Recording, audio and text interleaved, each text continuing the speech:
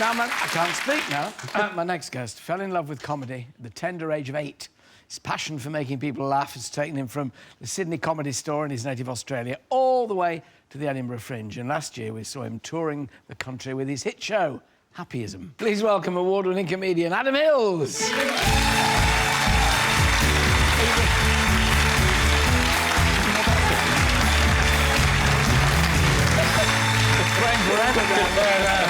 Oh, welcome. Goodness. Listen, I've got to say, that lady has been eyeing me off in the bed. Has she really? Since I laid down, she has been looking over. Is that intended to encourage her then, giving her the French toast, you know? Oh, yeah. This is how I woo a lady. Is it? With a bit of eggy bread. Wonderful. Helen, sit by your bed, stay there. Right, fine. I've never seen somebody work with a signer like that. That's really very funny. Yeah, it's something that I did years ago in Adelaide. I was hosting a disability arts conference and they provided a sign interpreter. And the comedian was running late and they said to me, would you mind doing some of your act for 10 minutes? And I got so many laughs because this woman was next to me signing what I was trying to say. But what was amazing was watching deaf people in the audience also laughing. Yes. And it was the first time I realised, of course, deaf people can't come to stand-up comedy. Yeah. And as long as you're not doing puns, because they're very difficult to sign, because they're words with double meanings, I now have people come, especially on the nights when I have a sign interpreter, because they know it's going to be more fun to watch. I used one once at a gardening demonstration up at Gardeners World Live in Birmingham, and they signed for us when we're talking about gardening, but the Latin names are a bit of a problem for them, especially when you get to Clematis purpurea, Viticella purpurea, plena elegans, you know, they start spelling out everything, they sort of go into meltdown, really. It's a wonderful skill, great skill. Well, yeah, every time I mention the place name of Cockfosters, we would just look. I can't do all of the sign, but the second part was this, if it helps. Now the last leg, which is this pun, really. I mean, you have only one foot. I do. Is that where the last leg thing came from? I was lucky enough to go to the Paralympics in Beijing in 2008 to cover it for Australian television. And I ended up with a 20-minute stand-up routine about it because I thought it was amazing. And then Channel 4 asked me if I would host this highlights show during the Paralympics. I didn't want it to be a leg pun. I thought, OK, let's not harp on about that too much. But they liked the idea of calling it the last leg. And then it just became... The leg now has a life of its own. I lost it. And a career. Well, after the Paralympics, I lost a bet. So I had to have a Union Jack painted on my prosthetic. And then after the recent Ashes, I decided to kind of, you know, claw it back. So I now have an Ashes prosthetic. Oh, amazing. The fashion accessory. Really. Oh, yeah. That is on the great. front. You got your Ashes on the front of the leg. Oh, brilliant. Yep. Let's just have a clip of you in action in the last leg. Here is Adam. Congratulations. There's a great rapport between the three of you, though. It's great fun. Do you know why I think it works between the three of us is the accents and the attitudes. Yeah. Josh is kind of world-weary, West Country, quite cynical. Oh, I don't know about that. Alex is kind of like the naive South London puppy. Oh, everything's great.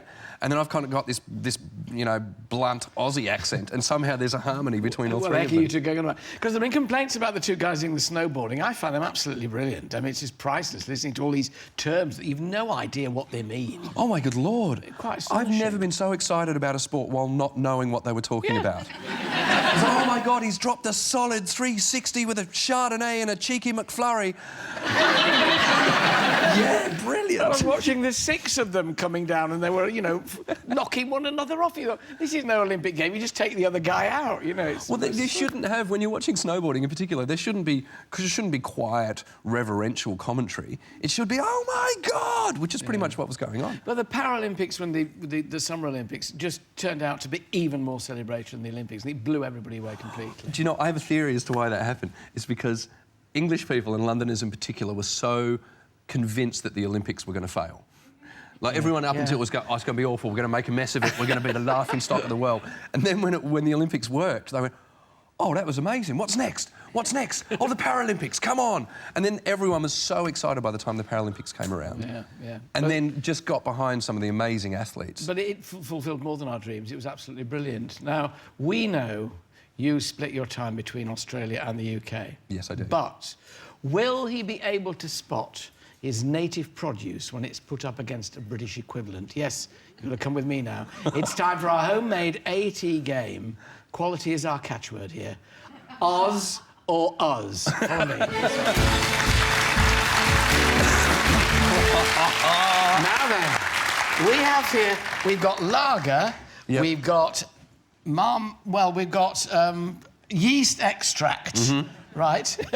And we've got chocolate biscuits. Right. You've got to tell us first, the first two, which is Australian, which is Oz and which is us. So have a sip of the lager. Sure. Tell us which you think is the Oz version and which is the us version. That's one. Gosh, you're drinking everything today, aren't you? So which is yours? Ooh, I'm going to say that's the Australian one. You think that's the Australian one? Yep. Let's see if you're right. You are right. There you are. Yes. Come on. You're okay. You've got now yeast extract, I'm calling these now. So you've got an Australian one and a British one. That one was easy. I just went with the one that I wouldn't drink publicly. So one of these is probably the Australian... Yes, Okay. yes. One's Vegemite, one's Marmite. Okay. Which is which, okay? You know what? I don't even think I need to taste. I think I can tell just by looking, but... Okay. Oh, A is definitely Vegemite. So that's Australian. He's right again. Look at that. There we go. OK. Now, these last ones, I know you like chocolate biscuits. We have Penguin. You have...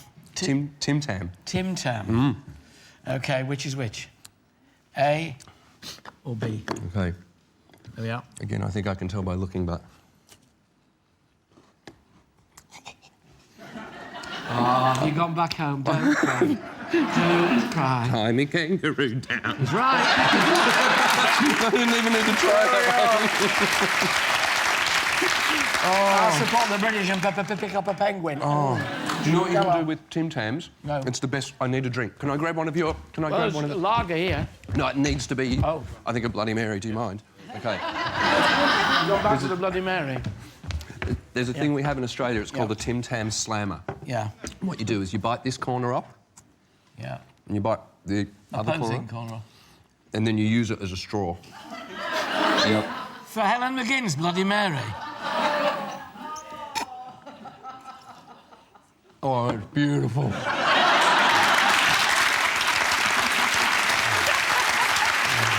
Now, children, this man is an Australian. Please do not try this at home. And certainly not with a Bloody Mary. Last leg is on tonight at 10 p.m. on Channel 4. My thanks for now to Adam Mills. Can I take these with me? Yeah, well, still to come from the football pitch to the library. Footballing hero Frank Lampard.